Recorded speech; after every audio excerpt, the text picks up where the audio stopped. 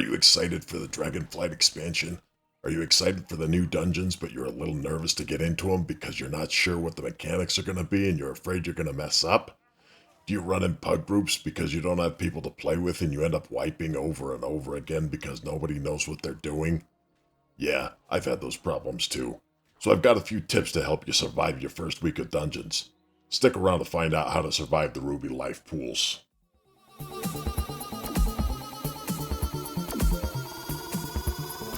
Take it to the next level.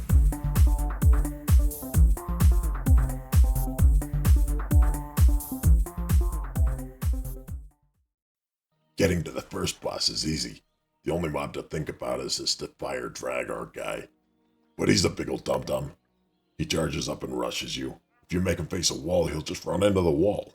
But if he rushes over the eggs in the pools to the side, it'll break the eggs and spawn a bunch of whelps and you'll have to deal with them too. Just put baby in a corner over here and he'll go night-night. Okay, here she is, Melidrussa Chillworn.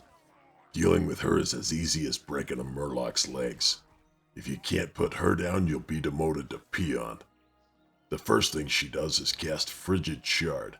If you don't want to be hit with it, don't taunt her. Let the tank take it. After that, she'll drop hail bombs on your head. When you see the white swirly on the ground, don't wait for the money shot. Get out of the way. The bombs drop an ice cluster on the ground. If you want to get rid of one, just run over it, and it'll take a small chunk of your health and send it to the nether. Good luck getting that back. If you get lucky, she'll choose you for her next ability. You get this nice little ring around you. If you really want to see some nerd rage, be sure to put the ring right on top of everybody. When it does drop, it'll start sucking everybody in. Anybody who's too slow to get out of the ring will be taking ticking damage during the suckfest. When it's done sucking, there's going to be an explosion. Don't worry, everybody gets an equal share of that. Next, she's going to wake the babies just to annoy the crap out of you. These little whelps spit up on you and infect you with primal chill. If you get spit on 10 times, you become a popsicle. Just stun the little reprobates and send them back to hell.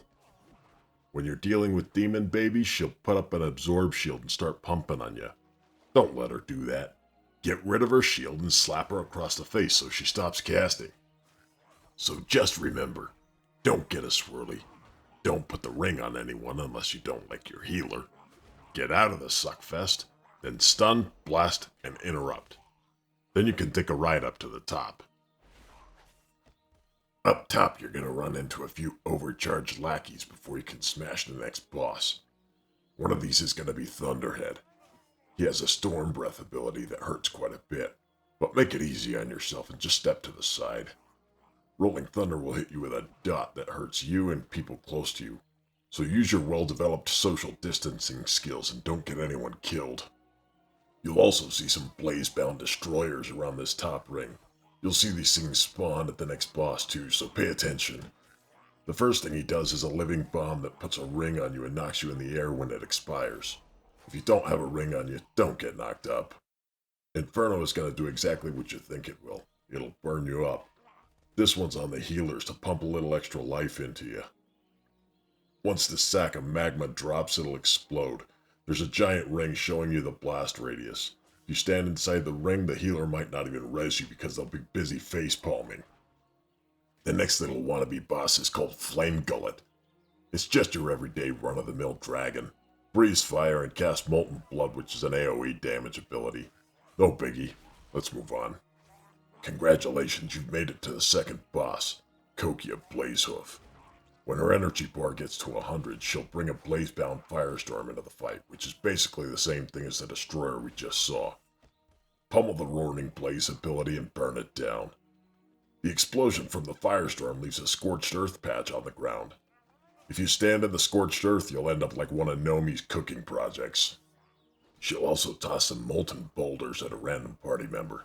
You can guess what happens if you get crushed by a 10,000 degree boulder. She also has a tank bleed, so tanks, try not to bleed out. Just keep running her around on the ring up top and you'll be fine. There's one more trash mob worth mentioning here. High Channeler Ravati. Ravati will summon some primal thunderclouds. They have a shield that can be dispelled and they cast a crackling detonation, Nothing major to worry about with them. Ravati also thinks he's Thor or something. He conjures a decent-sized thunderstorm. Anything you can do to mitigate that incoming damage will keep your healer from wanting to DC right before the last boss. Last boss is a double trouble situation. Kind of like Visruden and Nizan at the end of Hellfire Ramparts where you have a dragon and a rider. The dragon Kyrakka is a real The rider Urquhart Stormvein isn't as difficult to deal with. For the first phase of the fight, Stormvein will be on the platform and Kyrakka will be flying around. Kyrakka will breathe fire on you. Don't get breathed on. Kyrakka's breath stinks. Kyrakka will also spit on you. I thought Blizzard took spitting out of the game, but apparently not. Both the breath and the fire spit will put a dot on you called Inferno Core. When that expires, you'll drop lava pools on the ground. Standing in the lava pools gives you a 0% haste buff at the cost of a good chunk of your life. It'll also reapply the Inferno Core dot. These lava pools will quickly cover the entire platform, so if you don't manage the pools, you'll just run out of room. Stormvein has 3 abilities. At one point, he'll turn on a giant fan that'll move you in the lava pools. He also has a regular AoE interrupt, so casters are just for this fight. He'll also put a nasty debuff on the tank. You might see a few rage quits if healers forget to put a dispel on their action bars. Once you get either one of these two down to 50% health, Stormvein will jump on Kyrakka for the rest of the fight. So, if you can manage stepping outside the group to drop a ring, not getting hit by a giant boulder, and not covering the top platform in lava, you can win the marvelous prize at the end of the dungeon. Game over. Hey, thanks for watching. Come back and see me again sometime.